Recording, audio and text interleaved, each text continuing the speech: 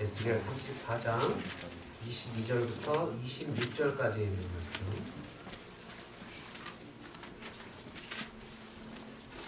화면을 보시거나 1205페이지 성경을 찾으셔서 같이 묵도하겠습니다. 그러므로 내가 내 양떼를 구원하여 그들로 다시는 노략거리가 되지 아니하게 하고 양과 양 사이에 심판하리라. 내가 한 목자를 그들 위에 세워 먹이게 하리니 그는 내 종 다윗이라. 그가 그들을 먹이고 그들의 목자가 될지라. 나 여호와는 그들의 하나님이 되고 내 종 다윗은 그들 중에 왕이 되리라. 나 여호와의 말이니라. 내가 또 그들과 화평의 언약을 맺고 악한 짐승을 그 땅에서 그치게 하리니 그들이 빈들에 평안히 거하며 숲을 가운데서 잘지라. 내가 그들에게 복을 내리고 내산 사방에 복을 내리며 때를 따라 소낙비를 내리되 복된 소낙비를 내리리라. 아멘. 네. 할렐루야. 네. 찬양은 뭐 잘하고 못하고 뭐 있겠습니까? 그 마음에 진정성이 있는 거죠. 우리 크리스가 드럼 치는 것도 잘하고 못하고 있겠습니까? 틀려도 저는 그렇습니다. 열심히 하면 된다. 또 너무 잘하려고 그러면 기가 죽어갖고 자기 잘하던 것도 못합니다. 신앙도 그렇습니다. 신앙생활도 우리가 실수할 수 있습니다. 그죠? 신앙생활 하다가 잘못할 수도 있습니다. 잘못해서 넘어질 수도 있고 또 그러다가 돌아오고 그런 거 아닙니까? 여러분 식구가 좋은 게 뭡니까? 식구가 좋은 거는 그 사람의 허물을 다 알면서도 그냥 인정해 주는 게 패밀리 아닙니까? 패밀리라는 것은 뭐 부모님의 실수, 부모님의 잘못, 자녀들의 연약한 거 알면서도 그냥 다 받아주고 용서하고 용납해 주는 게 패밀리입니다. 여러분 12월 성탄절인데 옛날에 조영기 목사님 그런 설교하신 거 기억납니다. 예수님이 왜 마국간 구유로 오셨나? 고증에 따르면 마국간 구유는 아니라고 하는데 하여튼 왜 마국간 구유에 오셨나? 그거는 누구나가 다 들어갈 수 있다. 호텔이나 왕궁으로 오셨으면 왕이나 호텔에 들어갈 수 있는 사람만 올 텐데 예수님이 구유로 오신 건 누구나가 뭐 지위 구하를 막론하고 어떤 죄가 있든가 상관없이 다 올 수 있다. 그게 여러분 복음 아닙니까? 그게 참된 복음이죠. 찬양도 조금 틀려도 괜찮습니다. 그리고 틀려도 괜찮고 뭐 이렇게 뭐 좀 부족해도 제가 찬양팀을 뭐라 그러는 게 아니고 이런 또 뭐라 그런다고 생각하실 텐데 이렇게 열심히 하는 팀을 뭐라 그럴 리가 있겠습니까? 조금 틀려도 되고 조금 해도 됩니다. 옛날에 몇 년 전에 우리 샬롬 갔었잖아요. 그죠? 샬롬 갔을 때 보면 기억나시죠? 샬롬 장애인 선교 그 팀들 드럼 치는 거 보셨으면 기가 막힙니다. 그 와중에서도 우리 찬양하고 다 합니다. 여러분. 그런 것처럼 하나님을 찬양하면 조금 틀려도 됩니다. 뭐가 중요하죠? 진정성이 중요합니다. 하나님 앞에 진실되게 예배하고자 하는 마음이 중요합니다. 여러분 이스라엘 백성들의 제일 큰 문제는 뭔지 아십니까? 이스라엘 백성들은 옛날에 33장에 나옵니다. 아브라함 시대 때는 말이야 아브라함 혼자 있는데도 하나님이 가나안 땅 다 줬잖아.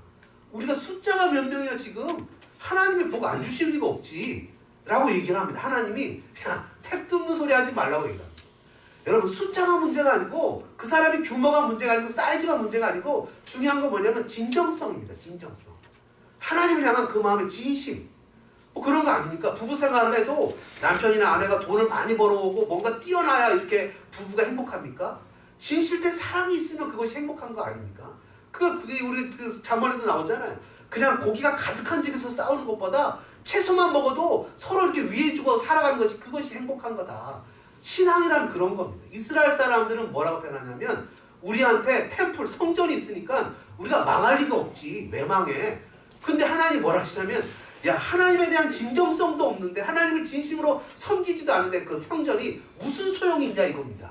여러분 그렇지 않습니까? 맨날 살아봐도 서로가 서로를 향한 마음에 진심이 없어요. 오늘 아침에 예배 드리려고 오는데 카톡이 따라가 왔어요. 저는 카톡 소리를 안 내는데 카톡이 딱 떴어요. 딱 봤더니 중국에서 카톡이 왔어요. 우리 이상일 형제님이 눈이 떠지는데 목사님 말씀 큐티 왜 안 보내주냐요. 말씀 큐티 토요일날 하고 주일은 안 보냅니다. 근데 왜 안 보내주냐 이러면서 아니 왜 안 자고 그래요? 그랬더니 눈이 떠지고 벌써 교회 오고 싶은지 교회 성도들한테 안부 전해달라고 그러는 거예요. 그래서 빨리 주무세요. 주무세요. 그래서 제가 믿음의 자리에서 결단코 신앙을 잃지 말고 혹시 거기 가서 옛날 친구들 만나지 말라는 얘기죠.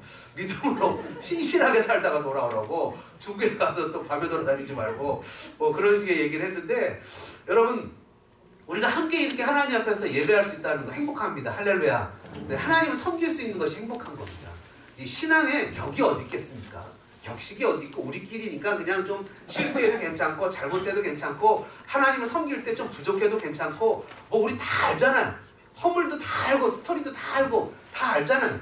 뭐 남자들끼리 그 뒤에 앉아서 이렇게 얘기를 하십니까? 이렇게 아주 다정해요.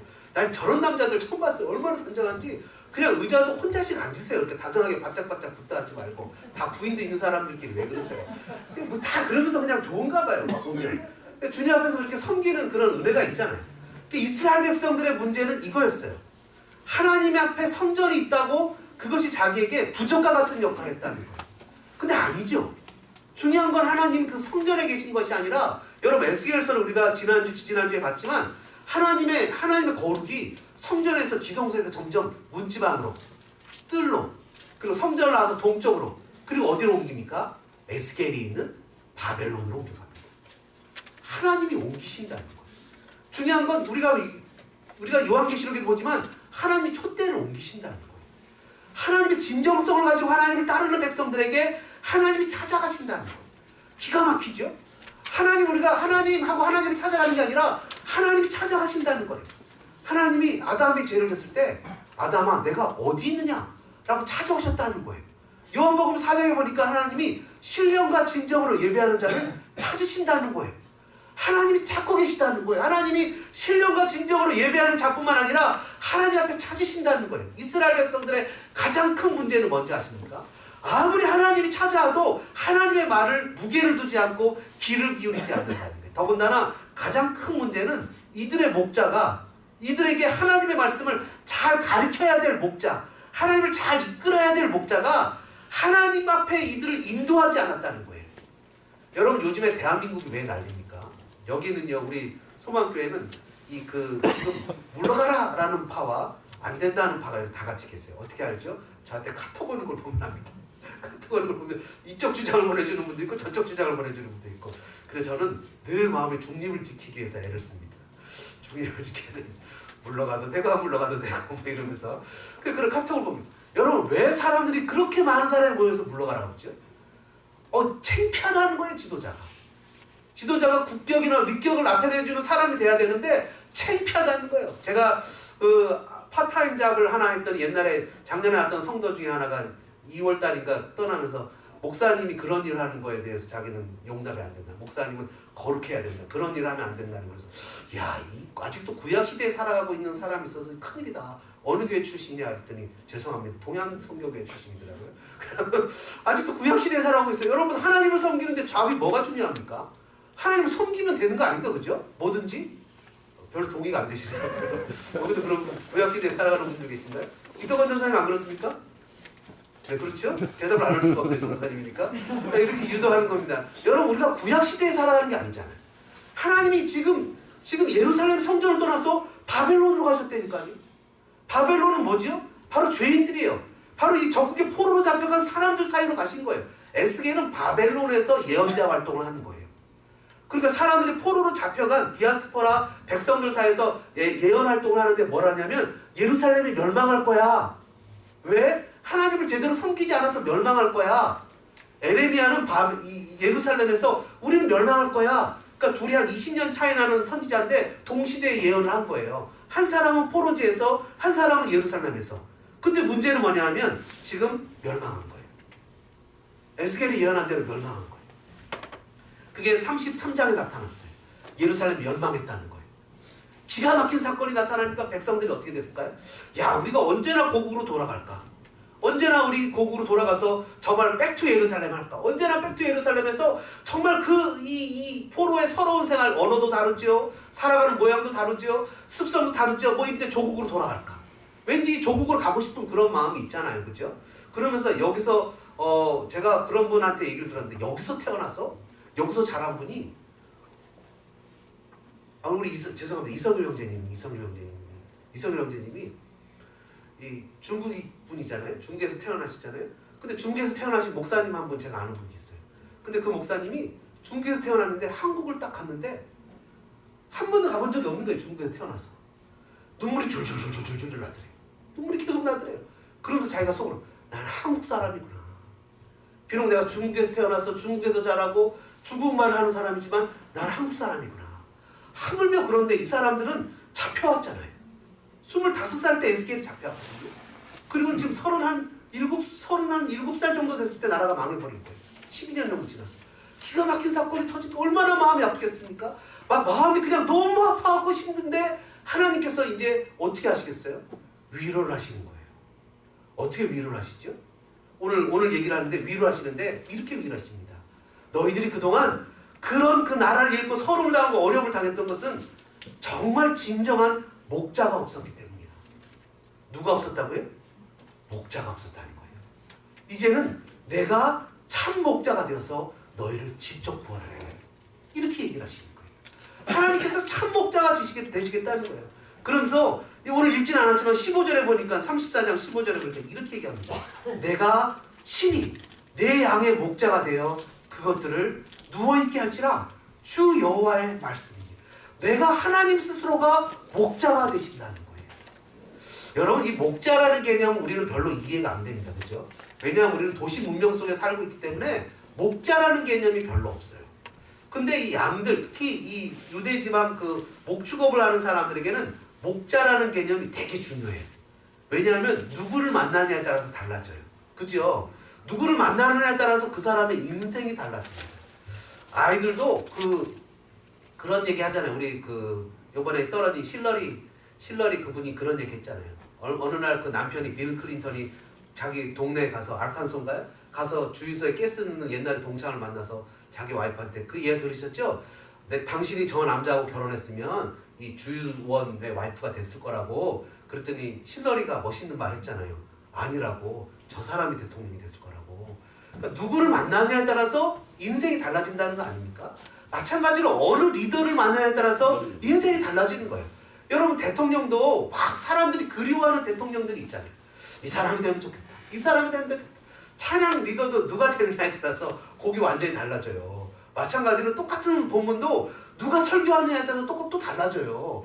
그러니까 피아노 우리 연주하는 것도 합창하는 것도 지휘자가 누구냐에 따라서 곡을 해석하는 게 완전히 달라져요. 마찬가지로 어떤 리더를 만나느냐에 따라서 인생이 달라져요. 여러분, 우리의 리더는 하나님이라는 겁니다. 세상 만물을 창조하신 하나님이 우리의 리더가 된다는 거예요. 그러니까 이게 얼마나 행복한 겁니까? 여러분, 아이들을 투도를 가르쳐도요, 이 좋은 대학교 아이비리그 출신 대학 나온 사람들한테 가르치려면 돈을 많이 줘야 됩니다. 그죠? 훨씬 많이 줘야 돼요. 왜냐하면 실력이 뛰어난다는 거거든요. 마찬가지로 우리 교회 성도님들은 그래. 야, 성황교회 가면 좋은 게 있다. 왜냐하면 여기는 독가해 하다시피 한다. 성도들이 없으니까.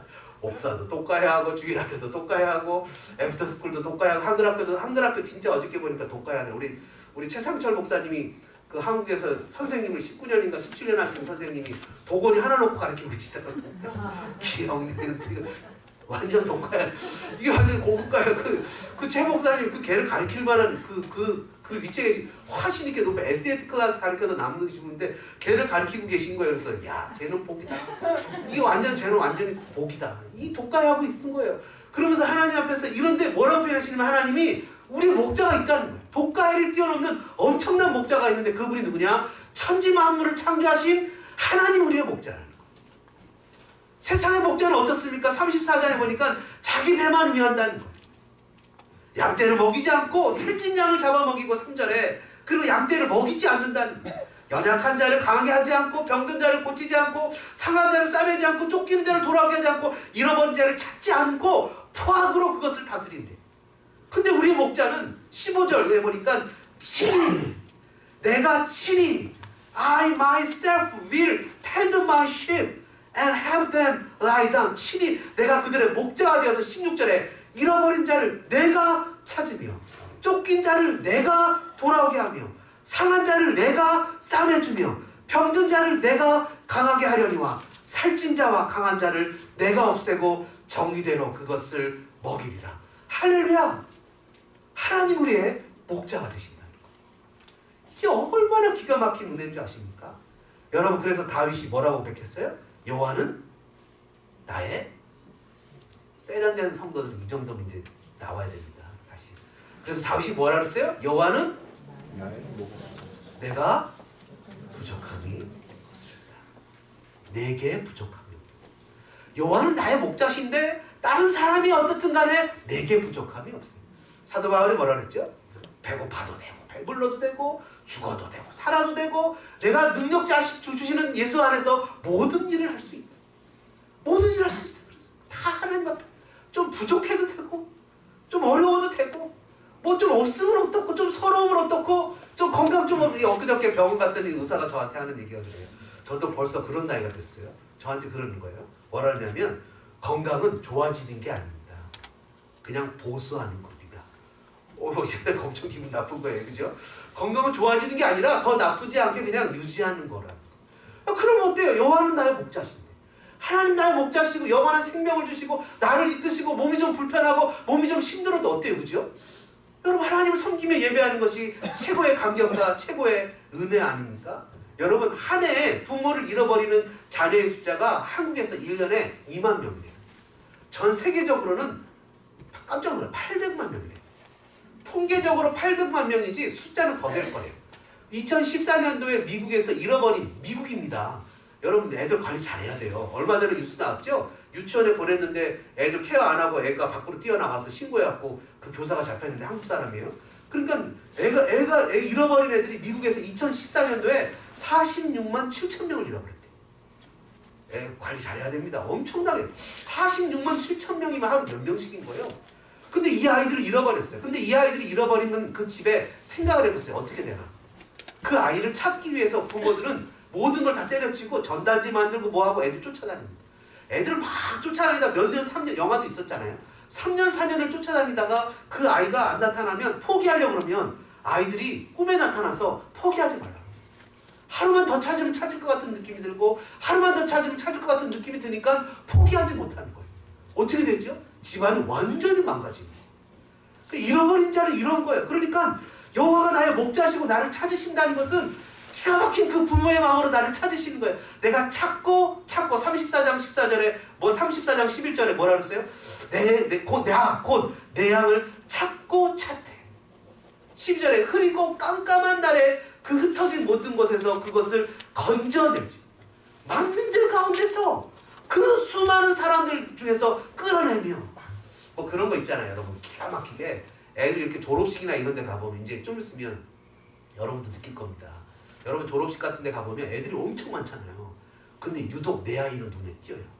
그거 아십니까? 다른 애들은 눈에 안 보이는데 유독 내 아이는 이렇게 쫙 줌 렌즈 당기듯이 쫙 아이들을 찾아요. 기가 막히게 찾아요. 아주 뭐 얼마나 잘 찾는지 몰라요. 제 아내는 애들 졸업식에 가면 우리 교회 애들도 잘 찾아요. 그리고 눈도 별로 안 좋은데도 애가 땀 흘리는 것도 봐요. 근데 나는 어디 있는지도 잘 몰라요. 이렇게. 여러분 이런 것처럼 수많은 만민 중에서 하나님이 우리를 찾고 찾는데요. 우리를 워치아웃하는 거예요. 우리에게 줌하는 거예요. 줌이 쫙 당겨서 우리를 보시는 거예요. 깜깜한 날에 흩어진 곳에 만민 중에서 그 많은 사람 중에서 심지어 여러 백성들 가운데 수많은 사람 중에서 모아 본토로 데리고 온다. 이것이 얼마나 나라를 잃어버린 이스라엘 백성들에게 위로가 되겠습니까? 지금 포로로 잡혀왔는데 뭐라고 표현해요? 본토로 데려오겠대. 이것만큼 행복한 게 뭐가 있어요? 회복시켜 주겠대. 그리고 뭐라고 표현합니까? 14절에 좋은 꼴을 먹이고 이스라엘 산에서 살찐 꼴을 먹이고 높은 산 위에 두고 여러분 하나님께서 우리의 목자가 되셔서 결코 우리를 잃어버리지 않으신다는 것에 여러분 마음에 위로가 되기를 주님의 이름으로 축원합니다. 두 번째 오늘 본문에 보니까 이렇게 얘기를 합니다. 23절에 내가 한 목자를 그들 위에 세워 먹이게 할 건데 그는 누구랍니까? 내 종 다윗이래요. 여러분 한 목자를 세우는데 다윗이래요. 다윗은 앞으로 올 사람이 아니잖아요. 그렇죠? 에스겔보다 최소 400년 전의 사람이잖아요. 그럼 이것은 다윗을 얘기하는 것이 아니라 다윗을 떠올리게 하는 거예요. 요즘에 대한민국 사람들이 그 노이로제에 걸리는 것 중에 하나가 뭐냐면 이게 뭐 막 창피하고 이러니까 뭐 여러 가지 이유 중에서 옛날의 대통령들을 자꾸 회상해요. 누구 대통령은 좋았는데 보수주의에 계신 분들은 이럴 때 박정희 같은 사람이 나타나야 되는데 그런 분들은 싹 쓸어야 되는데 그리고 어떤 분들은 이제 진보주의에 계신 분들은 이럴 때 노무현 대통령 같은 사람들이 나타나야 되는데 그래서 과거를 떠올려요. 이스라엘 백성들의 가장 좋은 때는 언제죠? 바로 다윗의 때예요. 아버지 학교 같은 데 가보면 이제 편지 쓰는 요령을 알려줍니다. 어떻게 와이프한테 편지를 쓰냐면 과거에 좋았을 때를 먼저 쓰세요. 이렇게 얘기를 합니다. 옛날에 우리 좋았지. 데이트할 때 오뎅 사 먹고 서로 영화 보고 좋았잖아. 근데 내가 이렇게 한 거 미안해. 이러면 과거를 회상해서 좋았던 때를 떠올려서 용서하는 마음이 생기는 거예요. 지금 나라 잃어버리고 서글프고 힘들고 있는 백성들한테 지금 하나님께서 무슨 얘기를 하냐면 얘들아 다윗의 때를 기억해봐라. 다윗은 어떤 때죠? 다윗은 이스라엘 백성들이 최고의 전성기를 누렸던 때예요. 심지어 다윗은 그 이스라엘 백성들이 이렇게 포로 잡혀간 게 아니라 다른 나라 사람들을 포로로 잡아와서 노역을 부렸던 때예요. 외국에서 조공을 받던 때예요. 그런 때예요. 근데 이 다윗은 어떤 사람입니까? 다윗은 여러분 잘 아시는 대로 다윗은 가장 미천했던 자를 하나님이 높여서 세웠던 거예요. 쉽게 얘기하면 다윗은 이새의 아들로서 이 사무엘이 가서 기름 부으려고 할 때 이 숫자에도 들지 못했던 그런 아들이었어요. 저기 목동 가장 천하게 여기는 것이 목동잡이였거든요. 목동잡을 하고 있었어요. 형들 다 있는데 사무엘에서 기름을 부으려고 했는데 하나님 얘입니까? 아니다. 얘입니까? 아니다. 얘입니까? 아니다. 나중에 봤더니 다윗이 목동 양을 치고 있었어요. 그런 다윗을 가장 미천한 데서 들어서 하나님이 이스라엘의 최고의 성군으로 만드셨어요. 그러니 그런 다윗을 만든 것처럼 지금 바벨론 포로로 있을지라도 너희들을 회복시킬 거라는 하나님의 메시지가 담겨있는 거예요. 놀랍죠? 하나님의 은혜가 있죠? 여러분 이스라엘 백성들에게 이런 축복이 나타나는 것이죠. 이스라엘 백성들에게 다윗은 어떤 존재입니까? 다윗 하면 떠오르는 게 있잖아요. 뭐가 떠오릅니까? 다윗 하면 골리앗이 떠오르잖아요. 골리앗이 어떤 존재예요? 물맷돌 하나로 그 골리앗을 물리친 사람이. 그러니까 바벨론이 아무리 클지라도 지금 나의 삶에 환경에 닥쳐져 있는 고난이나 역경이나 아픔이나 해결에 넘어갈 수 없는 그런 안타까운 일이 아무리 많을지라도 하나님을 신뢰하고 하나님을 의뢰하고 하나님 나의 목자가 되시면 그런 것쯤은 넘어갈 수 있는 것. 여러분 믿으십니까? 이길 수 있는 겁니다. 얼마든지 감당할 수 있는 겁니다. 미래를 보면 막막합니다. 과거를 보면 우리가 다 이겨왔습니다. 미래를 보면 어떻게 살아갔지? 오늘 같은 날이 내일 또 반복이 되나? 라고 생각이 되지만 과거를 보면 하나님 은혜 가운데 계속 나를 보호해 오셨습니다. 여러분 이 다윗을 보면 이런 그 골리앗이 떠오릅니다. 다윗을 보면 뭐가 또 떠오릅니까? 다윗을 보면 하나님 앞에서 신실성이 떠오릅니다. 다윗이 어떤 사람이었어요? 13년 동안이나 그 장인 사울이 죽이려고 강원도만한 조그마한 땅덩어리에서 쫓아다녔는데도 불구하고 하나님이 안전하게 지키셨어요. 기가 막히죠. 그 다윗을 목자로 세우시겠다. 사람들의 마음에 어떤 것이 일어났을까요? 절망과 좌절과 그 죽음의 현장에 고통에 있었던 사람들이 소망을, 희망을, 회복에 대한 꿈을 꾸게 되었습니다. 사랑하는 소망대학농의 성도 여러분, 오늘 우리의 삶이 그럴런지 모릅니다. 어쩜 우리의 삶이 이렇게 힘들고 어려울런지 모릅니다. 그러나 하나님 우리에게 에스겔을 통해서 메시지를 던져주고 계시는 거예요. 좌절하지 말고 낭망하지 말고 내가 한 목자를 세울 건데 그 목자를 말미암아 그 목자를 따라감으로 말미암아 우리의 삶에 회복이 있을 것이다. 마지막으로 이 목자는 누구입니까? 여러분 잘 아시는 대로 다윗이 예표하는 예수 그리스도입니다. 에스겔 이전 400년 전에 죽은 다윗이 목자일 리 없습니다. 마태복음 1장 1절의 말씀처럼 아브라함과 다윗의 자손 예수 그리스도의 세계입니다. 예수님이 다윗의 후손으로 왔다는 것. 다윗의 후손 중에 예수님이 계시다는 것. 예수님도 요한복음 10장 11절에 자신 스스로가 자신을 선언합니다. 나는 선한 목자라. 선한 목자는 양들을 위하여 목숨을 버리거든요. 여러분 나를 위해서 죽어주는 사람, 여러분 나를 위해서 죽는 사람, 의인을 위해서 선인을 위해서 혹시 죽는 사람이 있을런지 모르겠지만 죄인을 위해서 죽는 사람이 과연 어디 있을 수 있겠습니까? 예수님이 우리의 목자라는 겁니다. 여러분 어떻게 생각하십니까? 예수님이 우리의 목자가 되신다는 미닝을 어떤 의미로 받아들이고 계십니까? 예수님이 우리의 목자라는 것은 그냥 정신적인 영역, 종교적인 영역, 영적인 영역에만 해당되는 것일까요? 예수님이 정말 우리의 목자라는 것이 우리의 삶 전체의 부분에 포함된다는 생각을 해보진 않습니까? 경제적인 부분, 자녀를 키우는 부분, 건강의 부분, 살아가는 모든 부분이 예수님이 나의 목자라는 것이 나의 전 존재의 삶의 모든 부분에 영향을 미친다는 생각을 해보진 않았습니까? 저는 예수님이 내 삶에, 내 whole life에, 나의 삶 전체의 진정한 목자시라는 것을 믿습니다. 때로는 내가 속상하고 억울한 일이 당할지라도 사망의 음침한 골짜기를 지나갈지라도 해를 두려워하지 않는 것은 주께서 나와 함께 하시기 때문에 내가 담대하게 걸어갑니다. 때로는 내가 속상하고 어려움이 있을지라도 그 모든 일이 나에게 필요하기 때문에 하나님이 허락하신 것이라는 것을 믿습니다. 그분의 이 시험이, 모든 어려움이 그분의 주지 아래, 그분의 통치 아래, 그분의 컨트롤 아래 있다는 것을 나는 확실히 믿습니다. 감당치 못할 시험은 허락지 않으시고 감당치 못할 즈음에는 피할 길도 내시는 나의 선한 목자가 되시는 그분을 믿습니다.